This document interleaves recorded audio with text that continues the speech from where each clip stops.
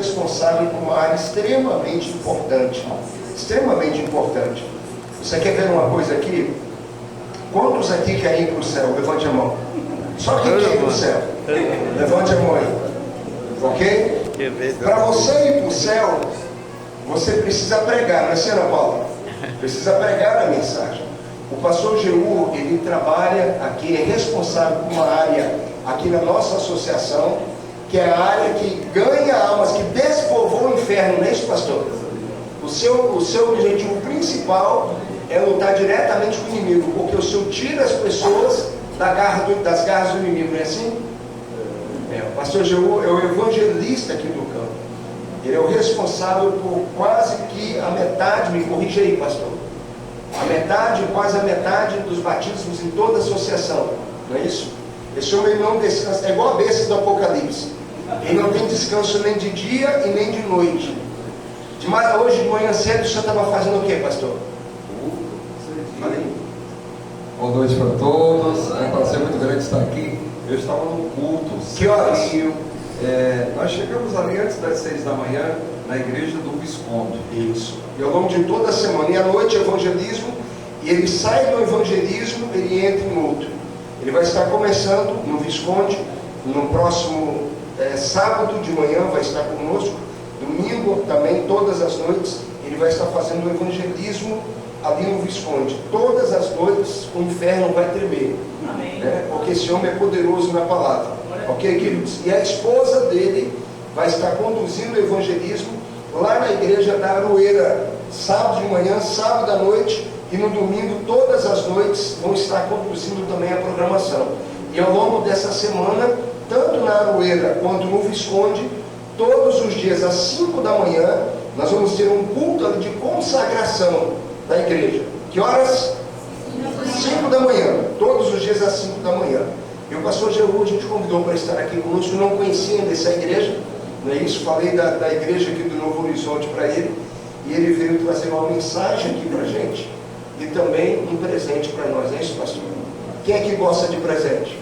Amém. Esse homem tem um presente maravilhoso para nós. Pastor, que Deus abençoe o Senhor, Deus ilumine a sua mente, Deus continue usando, que na mensagem dessa noite possamos sair daqui tendo a certeza de termos um encontro com o Senhor. Ok? Obrigado. Boa noite para todos mais uma vez. Obrigado, pastor Fernando. Pastor Fernando é um amigo, eu me sinto honrado por estar aqui. Ver algumas pessoas que a gente já conhece, isso gera profunda alegria ao nosso coração. Eu, como o pastor já falou, eu nasci em Fortaleza, no estado do Ceará. Então é só olhar para a cabecinha e vai dar para perceber que eu sou cearense. Eu comecei o meu ministério numa cidade, lá no interior do Ceará. O nome da cidade é Horizonte. Horizonte. E realmente foi algo muito marcante. Aqueles irmãos lá do Ceará, eu tinha 23 anos, já se passaram quase 30 anos, né? E eu estava começando meu ministério, e aqueles irmãos foram muito pacientes comigo, eles que me ensinaram a ser pastor, né? Porque a gente aprende a ser pastor não é na faculdade de teologia, é justamente no campo, é com os irmãos, é no dia a dia, é ao lidar com a igreja. E quando eu cheguei aqui, pastor Fernando, aqui é Novo Horizonte, e isso encheu o meu coração de alegria, porque eu tenho memórias afetivas, recordações muito boas dos meus amigos lá de Horizonte. Mas deixa eu só fazer uma pergunta: tem algum nordestino aqui? Tem algum nordestino? Olha, tem nordestino aqui, rapaz. Aonde eu ando no Rio de Janeiro, aqui no estado do Rio, eu tenho encontrado nordestinos, esse povo guerreiro, povo bonito, né? Sim ou não? Amém. Tem baiano? Muitos Baiano. Quem é baiano aí? Eu morei na Bahia. E é interessante que sempre que eu chegava lá no aeroporto, e algum amigo baiano ia me receber lá no aeroporto, eles diziam assim: sorria, você está na Bahia. O povo baiano é um povo alegre, um povo amigo. E todo ano eu vou lá na Bahia. Todo ano eles me convidam. Eu estou indo, inclusive, agora no mês de julho, vou fazer um encontro de casais lá na Bahia. Mas tudo bem. Pessoal, como eu já disse, é uma alegria estar com vocês, principalmente para a gente poder estudar a palavra de Deus. Aqui tem aquele passaporzinho, é possível colocar o PowerPoint aí? Tranquilo, sem problema, tá? Eu vou falar para vocês sobre um dos temas. Eu gosto muito de, quando eu tenho oportunidade, eu gosto de apresentar esse tema, porque ele foi um divisor de águas da minha vida. Vou falar sobre propósito. A palavra é propósito. Qual o propósito de Deus para a sua vida? Se alguém perguntar para você, por que você nasceu? Qual é o propósito? Você vai responder o quê? Eu nasci num lar evangélico. Meu pai era líder de uma igreja evangélica, mas meu pai não conhecia Jesus. Então meu pai, na igreja, um santo homem, em casa, misericórdia. Meu pai era um cearense bruto. Quando ele chegava em casa, até o cachorrinho e o gatinho se escondiam, para vocês terem ideia. Então muito cedo eu percebi, eu aprendi muito cedo, que a igreja, ela tem o seu valor, ela tem a sua importância, mas igreja não salva. Igreja não salva. A salvação é uma pessoa, e essa pessoa se chama quem? Jesus Cristo. Então, sem Jesus, não tem jeito. Pode ser pastor, pode ser líder de igreja, pode ser o que for. Sem Jesus, não dá certo. Porque o meu pai era líder de uma igreja, mas não conhecia Jesus. Então, vi meu pai algumas vezes, agredindo a minha mãe. E eu lembro que eu tinha 7 anos de idade, e aí eu vi meu pai agredindo a minha mãe, e aquilo criou uma confusão assim, na minha mente, no meu coração, sentimentos desencontrados. Aí eu entrei no quarto, assim como se eu tivesse muito aborrecido com Deus. Aí eu perguntei, ó Deus, por que eu nasci? Eu não pedi para nascer? E essa pergunta, ela voltou à minha mente algumas vezes. Por que eu nasci? Eu não pedi para nascer? Por detrás dessa pergunta estava o sentimento de querer entender também o propósito. Será que a nossa vida tem propósito nessa terra, sim ou não? O que vocês acham? Tem propósito? Você sabe qual é o propósito? Se alguém perguntar para você hoje qual é o propósito da sua vida, você vai responder o quê? Ok? Então, a Bíblia é o livro do fabricante, né, do nosso Criador. Então vocês acham que a Bíblia responde essa pergunta? Qual o propósito? Sim ou não? O que vocês acham? A Bíblia, ela responde essa pergunta, qual o propósito. Então quando a gente estuda a Bíblia, a gente descobre, a Bíblia vai dizer que existem pelo menos 5 propósitos pelos quais Deus nos criou. 5, perfeito? Porém, existe um propósito que nós chamamos o propósito dos propósitos, a razão de tudo. Os outros 4 propósitos, eles existem a partir desse, em função desse, ok? Então hoje à noite eu vou falar para vocês desse propósito. Eu não vou falar dos 5, eu vou falar de um propósito, é um grande propósito. Os outros, eles passam a fazer sentido a partir do momento que você entende esse primeiro propósito. Tudo bem? Ok? Então, está aí, vamos lá, pronto, nós vamos falar sobre o propósito. Eu queria ler esse pensamento. Mark Twain é um escritor americano. Olha o que esse escritor americano ele escreveu. Os 2 mais importantes dias da sua vida são o dia que você nasce e o dia que você descobre o quê? O porquê, né? Porque se você não entender o propósito, sua vida não vai ter sentido. Existem muitas pessoas nessa terra que vivem uma vida sem propósito, ok? Tudo bem? Então antes de a gente entrar aqui no estudo, vamos fazer uma oração? Sentados como vocês estão, vamos orar. Querido Deus, nós te agradecemos pelo privilégio de estarmos aqui para estudar a Tua Palavra. E é com muita humildade que pedimos a iluminação e a direção do Espírito Santo. Nós queremos ouvir a Tua voz. Que fale Deus e cale o homem. É o nosso pedido. Em nome de Jesus. Amém. Bom, primeiro, a gente tem que, quando a gente vai estudar esse tema, a gente tem que entender, tem uma travadinha aí, a nossa origem, ok? Vocês sabem que existem 2 teorias que conflitam nesta terra sobre a nossa origem. existe uma teoria que se chama a teoria do evolucionismo. Então, que ela propõe que o planeta surge, né, de um Big Bang, uma explosão, né? O universo surgiu de uma explosão e que nós somos resultado de um processo aleatório, ok? Evolutivo, que nós somos descendência do macaco.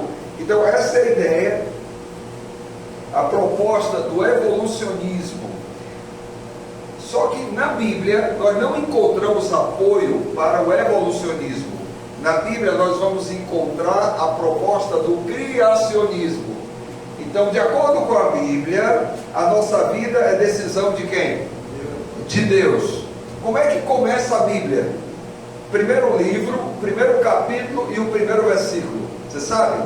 Como é que a Bíblia começa? Ó, Gênesis é o primeiro livro, capítulo 1 é o primeiro capítulo, e o primeiro versículo, versículo 1, do princípio criou Deus o quê?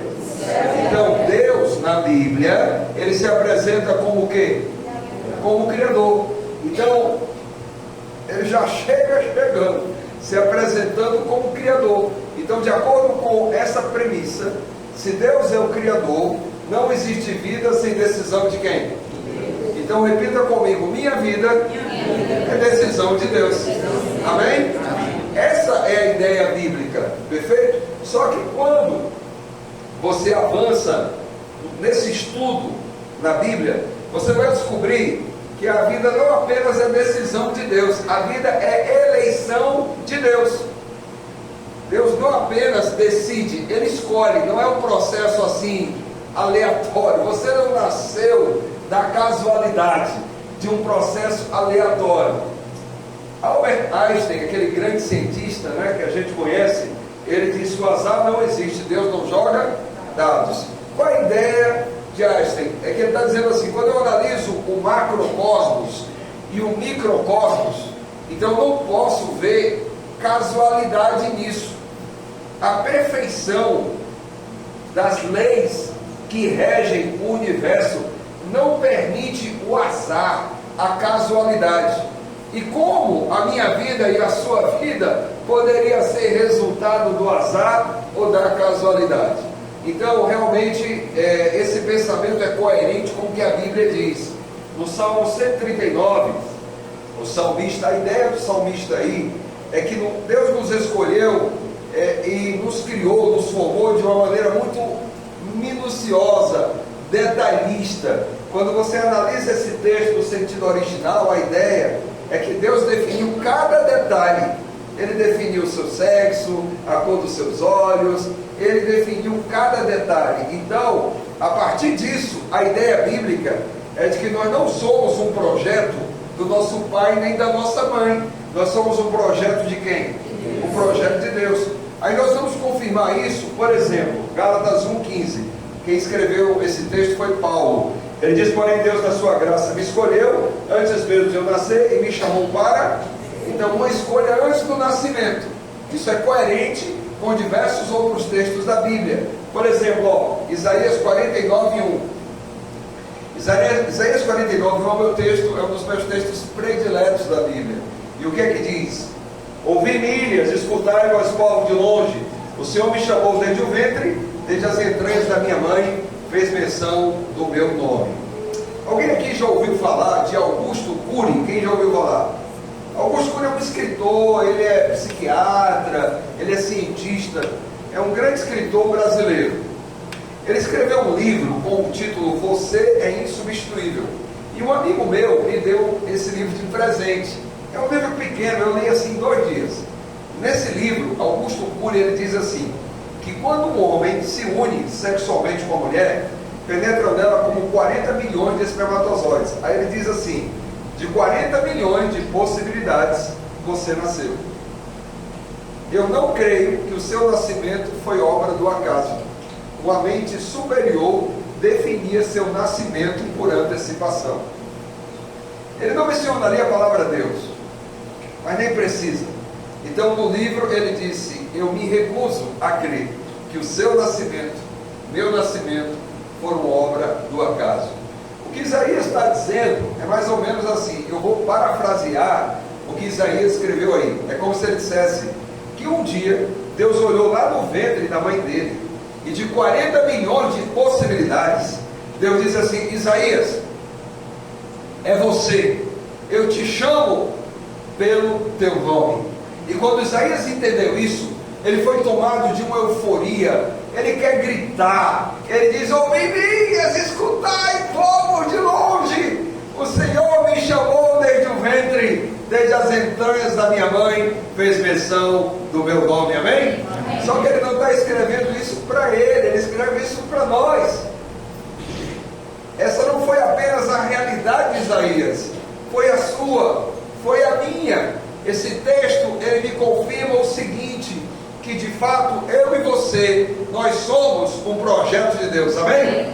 Você pode olhar para a pessoa que está do seu lado e diga assim: você não é um projeto do seu pai nem da sua mãe. Você é um lindo projeto de Deus. Mas eu sou mais lindo. Porque cada um é único. Cada um é único, é singular, né? Tem aquela história, quando Deus me fez, jogou a forma fora, né? Você já escutou algo assim? Então, no ventre de sua mãe, Deus me escolheu. Deus me escolheu. Essa é a ideia bíblica. Entender isso fez e faz toda a diferença. Sim, faz toda a diferença. Nós somos um projeto de Deus. Rick Warren, ele é um escritor americano. Alguns anos atrás ele escreveu um livro com o título Uma Vida com Propósito. Esse livro se tornou um best-seller, ele foi traduzido para muitos idiomas. E ele diz assim: muito antes de ser concebido por seus pais, você foi concebido na mente de quem? Você crê nisso? Quem crê? Eu creio. Receba isso. Entender isso fará toda a diferença na sua vida, porque é a verdade bíblica. Agora, tudo bem, tá? Deus me escolheu no ventre da minha mãe, tá bom, pastor, tá? Mas para quê? Qual o propósito? Você quer descobrir o propósito? Então estude a vida desse homem. Porque se teve alguém que veio a esta terra com propósito, foi quem? E qual foi o grande propósito? Jesus veio fazer o quê? Esse texto da Bíblia, ele responde a pergunta. Vocês podem ler comigo? Vamos ler juntos? O que é que diz? Porquanto o Filho do Homem veio buscar e salvar o que estava perdido. Veio buscar e salvar. A palavra-chave aqui, sabe qual é? É salvar. Jesus veio salvar. Esse é o propósito, salvar. E quando a Bíblia fala em salvação, a Bíblia quer dizer o quê? São João 3,16 responde essa pergunta. Olha o que diz lá: porque Deus tanto amou o mundo que deu o quê? Seu Filho unigênito, para que todo que nele crê não pereça, mas tenha o quê? Então, salvação na Bíblia quer dizer vida eterna. Quando a Bíblia fala de salvação, a Bíblia está falando de vida eterna. Se Jesus veio salvar, isso quer dizer que Jesus veio para nos dar vida eterna. Só que a vida eterna na Bíblia é um presente. É um presente que se efetiva na minha aceitação. Só vai viver eternamente aqueles que quiserem. Deus não vai obrigar ninguém a viver eternamente. Existe uma ideia aí que é ensinada pelas igrejas evangélicas. Muitas igrejas evangélicas ensinam essa doutrina que está errada. A doutrina de um inferno eterno. Que as pessoas, elas vão, quando morrem, para um lugar chamado inferno e vão queimar lá há quanto tempo? Eternamente. Só que para elas queimarem eternamente, elas terão que ter vida eterna. Você pode perguntar a qualquer evangélico, a qualquer cristão, a qualquer pessoa que estuda a Bíblia, você pode perguntar para ela assim: você acha que existe vida eterna separado de Jesus? Você acha que ele vai dizer o quê? Qualquer evangélico, qualquer pessoa que estuda a Bíblia sabe que não existe vida eterna separado de Jesus. Ok? Por isso que em 1 João capítulo 5, versículo 11 e 12, João diz assim: quem tem um filho tem a vida, quem não tem o Filho de Deus não tem. Que vida é essa? Então não existe vida eterna separada de Jesus. Então como é que uma pessoa que não quis Jesus vai para o inferno queimar eternamente, porque para ele queimar eternamente, ele tem que ter vida eterna. Então isso é uma contradição, essa doutrina do inferno eterno, que as pessoas vão queimar, isso é diabólico, porque conspira contra a essência do caráter de Deus, ok? Então, mas os ímpios, aqueles que não salvarem, o que vai acontecer com eles? Eles vão ser exterminados. A Bíblia diz que eles vão ser como uma palha queimada, vão ser exterminados, porque eu repito, não existe vida eterna separado de Jesus. Só vai viver eternamente aqueles que quiserem, porque vida eterna é um presente. Deus seria muito mal se ele criasse um ser humano que não pediu para nascer e o obrigasse a viver eternamente. Então ninguém é obrigado. Vida eterna é um presente, e Jesus veio trazer esse presente para nós. Eu quero dizer uma coisa para vocês: eu quero a vida eterna, e você? Amém. Quantos querem vida eterna? Amém. Hã? Sério mesmo? Digamos que lá no céu só tem dois lugares, um é meu, o outro fica muito fraco, você não entendeu não? Você não entendeu não? Digamos que lá no céu só tem dois lugares, um é meu, o outro opa, vocês estão entendendo? Vamos lá? Lá no céu só tem dois lugares, um é meu, o outro eu não tenho dúvida quanto a isso. É importante que isso esteja muito assentado no teu coração. Sabe por quê? Porque tem alguém que não quer que você tenha vida eterna. É o diabo. É o diabo. E ele vai fazer de tudo para nessa vida você correr atrás do vento e você perder o foco. Tem muita gente aí correndo atrás do vento. Jesus não é o ponto principal da agenda dessas pessoas. Não é o item principal, não é, da agenda. E se morrerem hoje, vão perder esse grande presente que foi ofertado por Jesus, que se chama o quê? Vida eterna, ok? Em Marcos 8:36, olha o que a Bíblia diz: pois que adianta o homem ganhar o mundo inteiro e o quê? Qual o propósito? O grande propósito. Você nasceu para ser grande empresário, ganhar muito dinheiro, para ser médico, advogado, para ser prefeito, governador. Se você se tornar o governador do Rio de Janeiro, se tornar o presidente da República, mas no final perder a sua salvação, o que adianta o homem ganhar o mundo inteiro e perder a sua alma? Então muita gente está preocupado com tantas coisas, mas não está preocupado com o mais importante. Com o quê? Com a vida eterna. Você e eu fomos criados para a eternidade. Quando Deus me escolheu no ventre da minha mãe, Ele não me escolheu para viver apenas 30 anos, 50 anos. Ele me escolheu para viver eternamente. Eu tenho uma filha que tem 25 anos. Eu gosto de dizer assim: toca em mim, mas não toca na minha filha não, tá? A minha filha é meu grande tesouro. Vocês acham que eu quero viver com a minha filha há quanto tempo? Se eu tiver a possibilidade, se existir a possibilidade de eu viver com a minha filha eternamente, vocês acham que eu vou lutar para quê?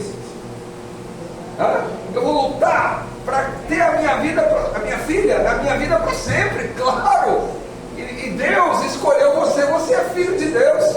Você e eu somos a coisa mais linda que Deus tem nessa terra. Amém. Quem tem filho aqui? Levanta a mão. Tem alguma coisa mais linda do que o seu filho? Do que a sua filha? Você é a coisa mais linda. Deus criou você, Deus me criou para a eternidade. Só que Deus, Ele não pode nos obrigar, porque a salvação é um presente. Digamos, tá? Como é o seu nome? Como é seu nome? Ezequias? Ezequiel. Digamos que eu decido dar essa Bíblia aqui para Ezequiel. Ezequiel, eu vou te dar um presente. Eu vou te dar essa Bíblia. Aí o Ezequiel olha para a Bíblia: não quero não. Mas Ezequiel é um presente, é de coração. Não quero não. Ezequiel, recebe o presente. Não quero não.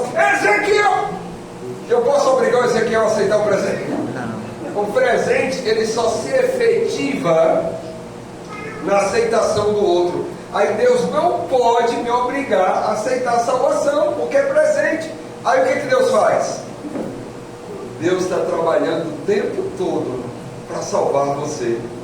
Ele está colocando pessoas no seu caminho, pessoas que oram por você, pessoas que lhe convidam, vamos à igreja hoje, vamos escutar a palavra, pessoas que falam de Jesus, e Ele está trabalhando o tempo todo, para que você entenda que a sua vida, ela tem propósito muito mais do que o aqui e o agora. Olha, passa aí para mim, por gentileza, o PowerPoint, deu uma travada de novo. Eu não sei se vai aparecer aí um pensamento de Rick Warren. Está aí um pensamento. Olha o que ele disse: quando você compreender plenamente que na vida há muito mais que o aqui e agora, e perceber que a vida é apenas uma preparação para a eternidade, começará a viver de forma... Quando a pessoa entende que a vida dela é muito mais do que o aqui e o agora, e que a vida dela tem que ver com a eternidade, ela vai viver de forma o quê? Diferente. Sim ou não? Sim. O reino de Deus vai ser importante na vida dela. Hoje eu acordei de madrugada, domingo, e 6 horas da manhã eu estava numa igreja, na igreja de Visconde lá, para fazer um culto com os irmãos. Foi um momento bonito, a gente terminou com o café da manhã, domingo, cedinho, numa igreja. Então, por quê? Porque assim, a agenda do servo de Deus é diferente da agenda de uma pessoa que não serve a Deus. Vocês concordam comigo? Porque eu passei cedinho, eu estou hospedado lá perto do aeroporto, do outro lado do aeroporto, agora daqui, né? Então, aí quando eu estava vindo de manhã cedo, aí a gente passa em algum lugar, um monte de gente saindo das festas, né? Muito obrigado, viu? Um monte de gente. Vou colocar aqui, pode ser? As pessoas saindo das festas assim de manhã, eu olhando para aquele povo, passaram a noite toda na balada, não dormiram, né? E eu dizendo, poxa, que privilégio, né? Eu dormi, descansei e estou começando o dia podendo ir para a igreja, adorar o meu Deus. O meu Deus. Então, uma pessoa que entende que a vida dela, né, a pessoa tem propósito, essa pessoa, a vida dela vai ser diferente, porque o reino de Deus vai ser prioridade na agenda. Sim ou não? Sim. Domingo à noite, se não tem Deus, ele vai para as baladas. Mas se o reino de Deus é importante, eu vou adorar a Deus, eu vou na igreja, ouvir a palavra. E ouvir a palavra, irmãos, é bênção, porque a palavra de Deus, ela sempre vai trazer esperança, ela traz salvação, ela traz libertação. A Bíblia diz assim: conhecereis a verdade o quê? E a verdade, Jesus diz, a minha palavra é a verdade. Quando a Bíblia diz conhecereis a verdade vos libertará, esse libertará significa transformar, renovar, restaurar. É muito mais do que soltar cadeias. Esse libertará é algo grandioso que só a palavra de Deus pode operar na nossa vida. Amém? Amém. Muito bem. Mas aí, você me ajuda aí? Tudo bem. Então, agora o que acontece? Onde é que nós vamos encontrar o caminho para a vida eterna, para a salvação? Onde é que nós vamos encontrar o caminho? Eu vou mostrar para você. Tem um texto da Bíblia que é João 5,39, que é o que já vai aparecer ali. Aonde nós vamos encontrar o caminho para a salvação? Olha o que a Bíblia diz, João 5,39. Vocês podem ler comigo? Vamos ler juntos? Examinai as Escrituras, porque vós cuidais de nelas o quê? E são elas que de mim testificam.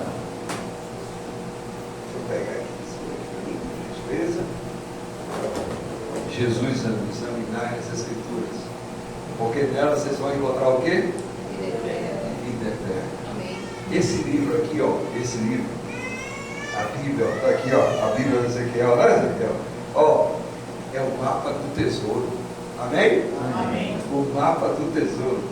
No final da jornada tem vida eterna. Amém. Vida eterna com Jesus. Amém. O mapa do tesouro. Então, se vida eterna é importante para ti, esse livro tem que ser importante na tua vida. Se vida eterna, se o propósito de Deus para você for importante, se você quiser viver uma vida com propósito, você tem que dar valor a esse livro. Obviamente o diabo vai fazer de tudo para esse livro não ser importante para você não ter tempo, para você não estar nem aí para ele. Ok, irmãos? Existe um princípio na teologia da palavra. Eu demorei muito para entender isso. Eu tive que aprender isso na faculdade de teologia. Uma coisa tão simples, mas eu já vou compartilhar com vocês. Vocês não vão precisar ir para a faculdade para aprender isso. Existe um princípio na teologia da palavra que diz assim: eu não posso separar a palavra do seu autor. Você ouviu o que eu disse? Vocês podem repetir comigo? Eu não posso separar a palavra do seu. Então, para nós, a palavra de Deus é vida, porque o autor é vida. Para nós a palavra é verdade, porque o autor é verdade. Jesus diz: eu sou o caminho, a verdade e a vida. Então eu não posso separar a palavra do seu autor. Deu para entender? Faz sentido? Então o que significa receber a Cristo? O que significa? Receber a Cristo significa receber a sua palavra. Porque ninguém pode dizer eu quero a Cristo, mas a palavra não. E ninguém pode dizer não, eu quero a palavra, mas a Cristo não. Receber a Cristo é receber a sua. Eu sou pastor há quase 30 anos. Esse ano eu cumpri 30 anos. E eu tive o privilégio de ser missionário. Eu trabalhei em outros países. Então eu morei no Chile, eu morei no Paraguai, eu passei um bom tempo no Peru, na Bolívia. Eu conheço esses países todos. Em todos esses países que eu estive, eu conheci homens e mulheres de Deus. E eu descobri que todos os homens e mulheres de Deus, eles têm algo em comum. Sabe o que é? Eles são apaixonados pela palavra. Todos os homens e mulheres de Deus que eu conheci, que amavam a Jesus, eles eram apaixonados pela palavra. Então, nós não podemos separar a palavra do seu autor. O meu amor a Cristo, na prática, ele é medido pelo meu amor a esta palavra. Então, se você não ama a palavra como deveria amar, peça a Jesus: Jesus, me ensine a amar a tua palavra. Me ensine a dar importância à tua palavra. Porque essa palavra, ela é tão poderosa que ela não abençoa apenas a minha vida, ela abençoa gerações. Vocês acreditam nisso? Amém. Homens e pais e mães que amam a palavra, eles vão abençoar gerações, porque esses filhos vão crescer num ambiente diferente. Então, por favor, receba a palavra, valorize a palavra. Amém? Amém? Para que dessa forma o propósito ele possa ser pronto, ele possa se cumprir na sua vida. Existem alguns princípios da palavra, e o primeiro é que a palavra de Deus é fonte suprema de salvação, ok? Nós vimos nas Escrituras, porque vós cuidais dela o quê? A vida eterna. A palavra de Deus é escudo, fonte suprema de proteção contra.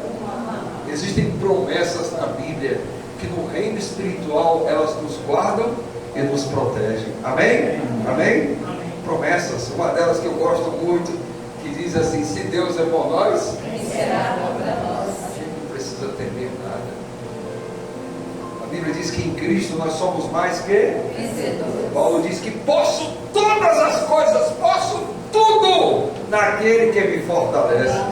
O salmista escreveu: ainda que eu ande pelo vale da sombra da morte, eu não temo nada, porque tu estás comigo. Amém? Amém.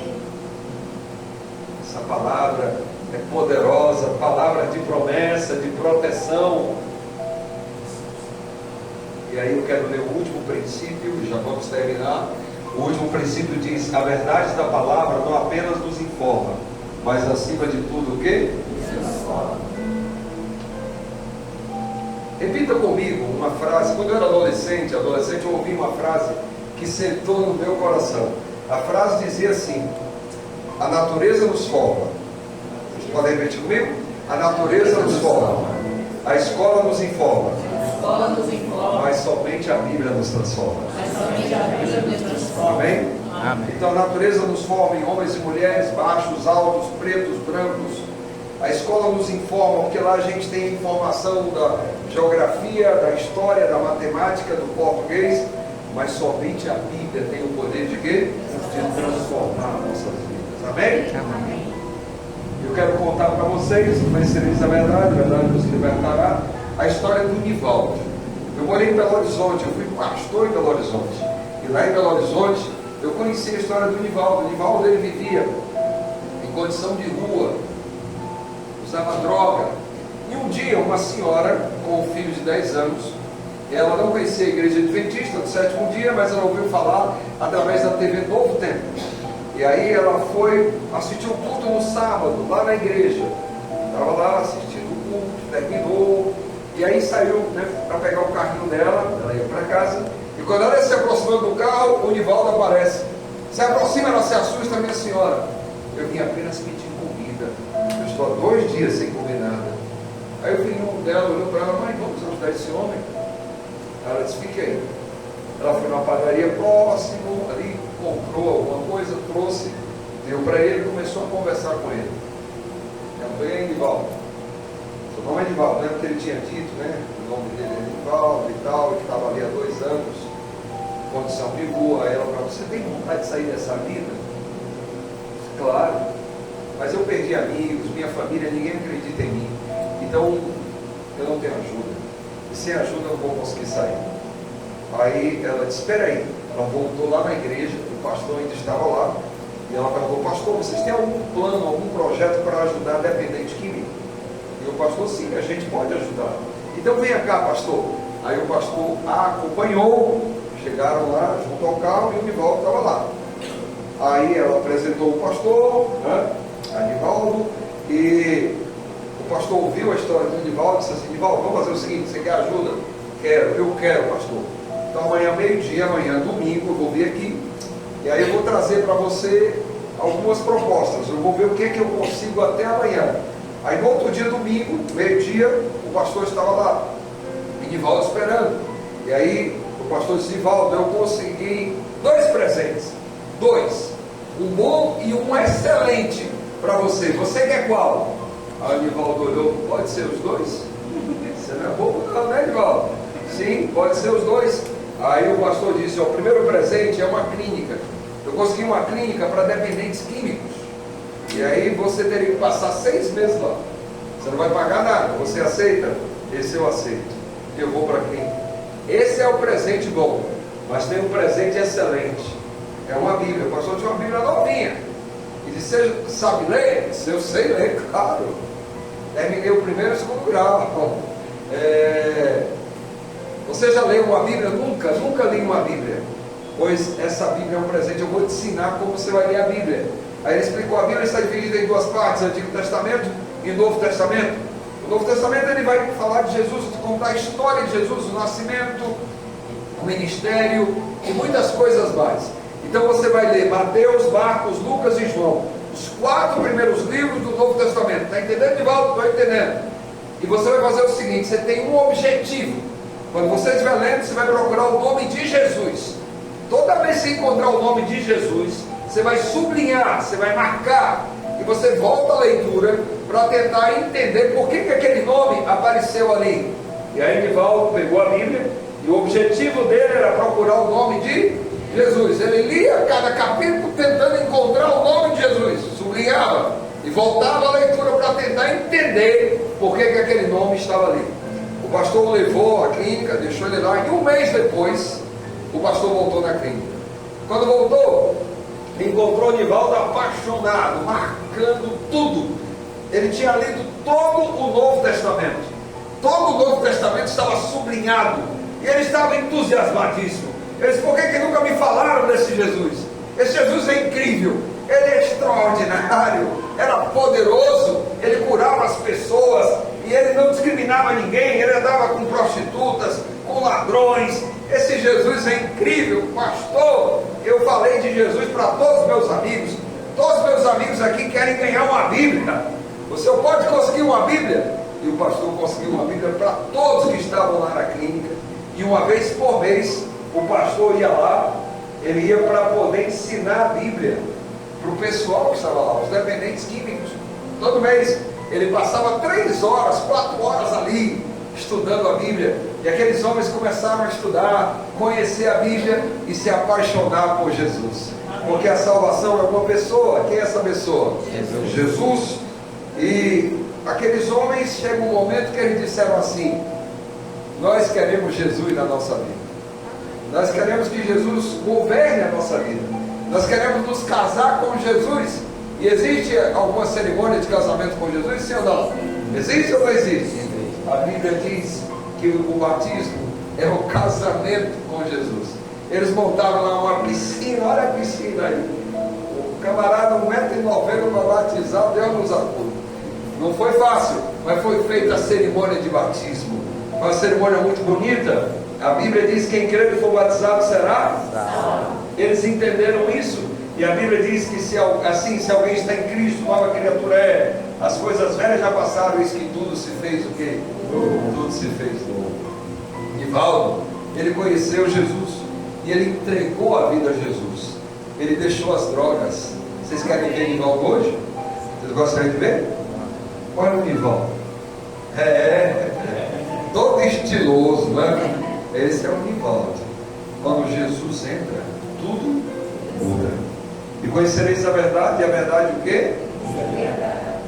A verdade liberta. Eu não nasci pastor. Eu não nasci pastor. Eu tenho a minha história. Um dia eu conheci Jesus e ele mudou a minha vida.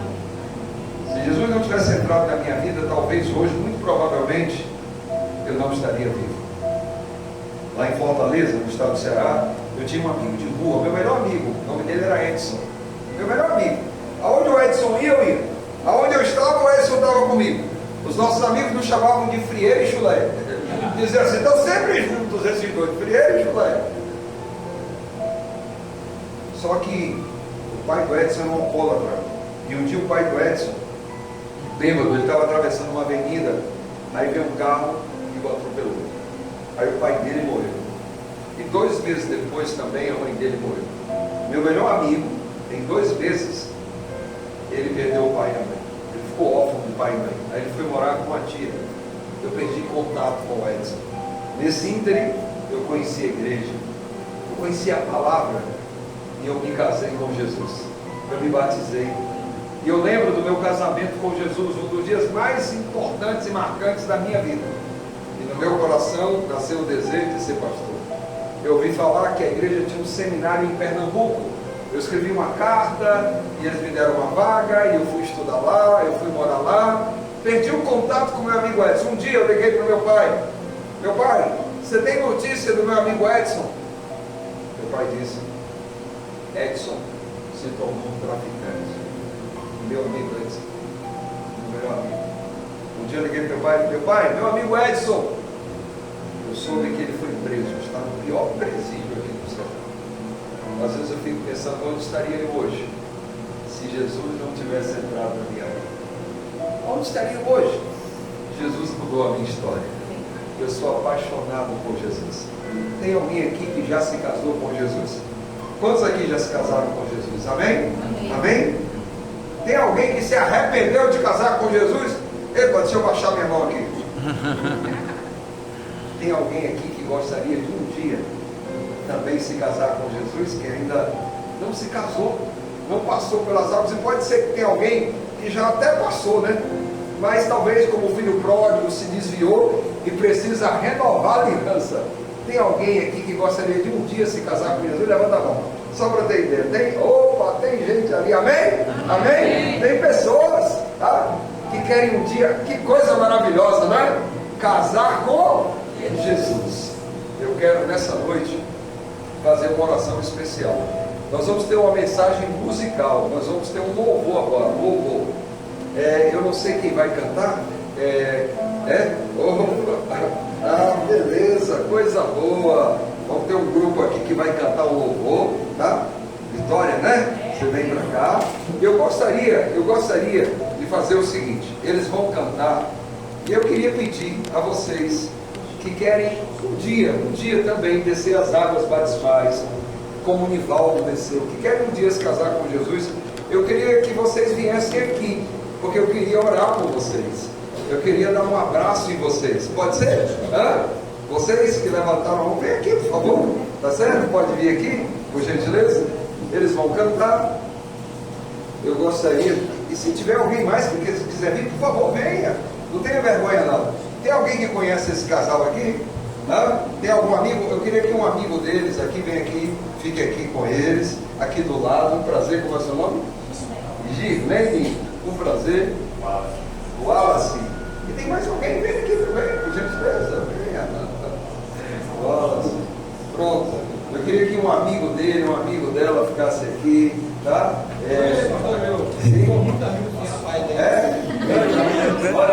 Olha, vocês são queridos, eu disse um amigo, tanto que você pode vir. Eu não vou que eu vou lhe filmar, viu, Alex? Qual é o seu nome?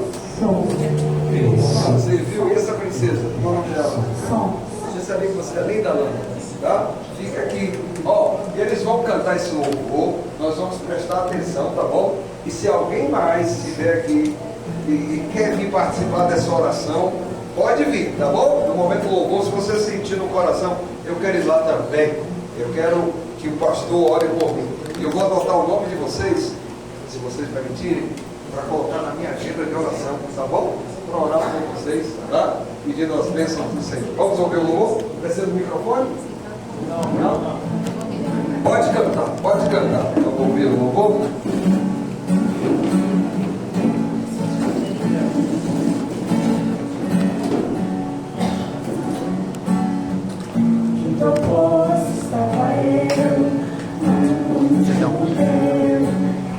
A sede que havia em mim,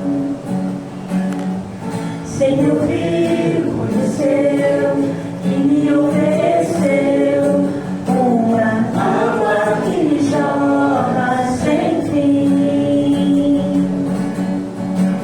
Dai-me de beber, pois tenho sede, não quero mais buscar em outras fontes. Não precisa eu aqui voltar pra minha sede saciar, uma vez que eu já ouvi teu falar. Tu és por quem a minha alma esperou, a fonte da vida que me encontrou. És o dom de Deus, o Messias, o meu Salvador. Estava eu quando o homem judeu viu a sede que havia em mim. Senhor me conheceu e me ofereceu uma água que jorra sem fim. Dá-me de beber, pois tenho sede, não quero mais buscar em outras fontes. Não precisa eu aqui voltar pra minha sede saciar, uma vez que eu já ouvi teu falar. Tu és por quem a minha alma esperou,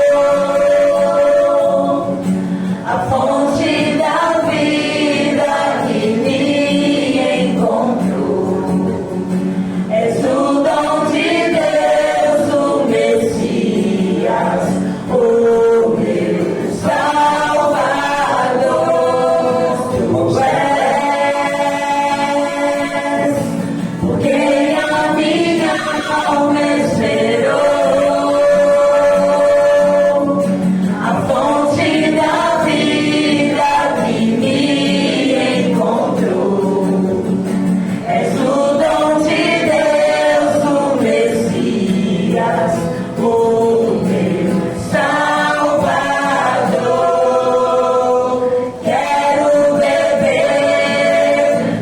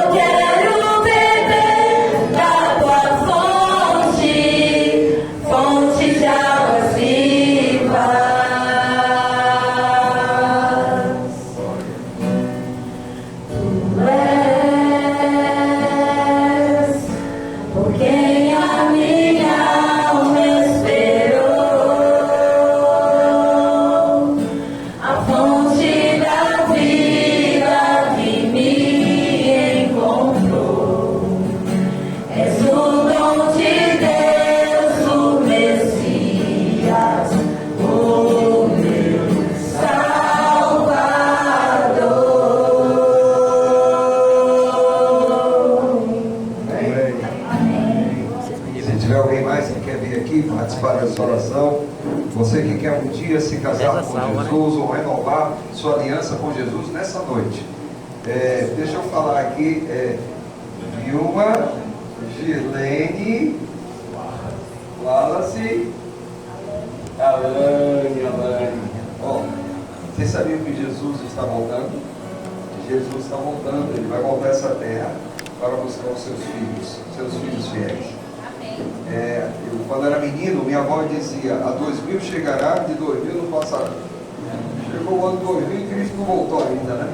Estamos em 2025. Eu não sei o dia nem a hora, não sei a data, mas eu sei que está perto. Então, Deus tem pressa para salvar.